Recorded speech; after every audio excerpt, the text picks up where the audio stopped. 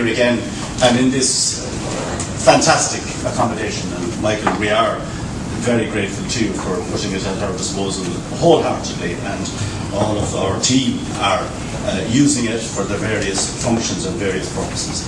Now, Jerry tells me over here, of course, in his strictly focused financial hat on, that he is actually saving money by having us here. And I said, don't destroy our warm feeling of being welcomed here for our own sake, not just for the sake of the few about the Jerry estate. But anyway, we'll convert to, we get a soul into that for the end.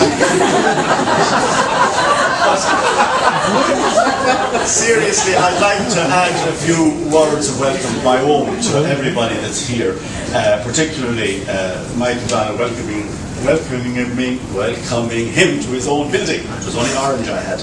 And our guests, all our guests from all walks of life, and including Vincent, you are very welcome for our Bulla Square at the end of the day when you'll be launching the programme for us. And we have a special guest today whom I met earlier and I spoke with him, Sean Morgan from Dundalk, and he's going to tell us of his experiences and his interaction with Linkage, and of course the Linkage team themselves, without whom we wouldn't be here, and without whom none of the targets or none of the aspiration in the thing or in the report would have been achieved.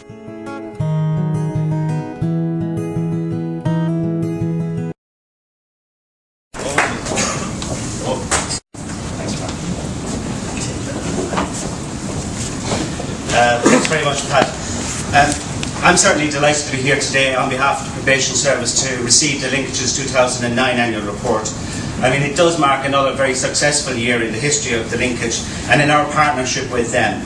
And the report is particularly helpful in identifying and acknowledging and recording the achievements that have been made in their work with ex-offenders, in placing them in education, in training and employment. All I can do is I suppose tell my piece and be honest, you know. What it was like for me, you know, I was addicted to alcohol. Just in my case, I suffered but alcoholism. I'm not going to talk about that because that's a whole different. That's not why I'm here today, you know. But needless to say, that got me into trouble.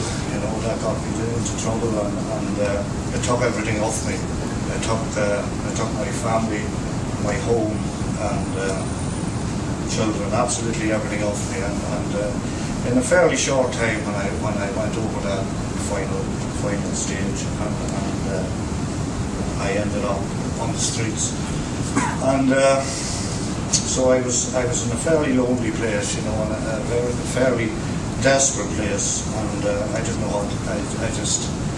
I don't know. It was just, I suppose that was my rock bottom, you know. And obviously through all that I was getting into a lot of trouble, you know, because I hadn't the ability to be myself, you know. I was this different person because of the alcohol, you know, and so obviously I was getting into trouble then. We have to look at the issue of prisoners in an overall societal context, and it arises out of the conditions of deep inequality in our society and huge disadvantage. If you look at Paul O'Mahony did a survey of Mountjoy Prison a number of years ago to look at the socio-economic background of prisons in Mountjoy, and showed, but we all know anyway, that the vast preponderance of prisoners in Mountjoy come from disadvantaged areas.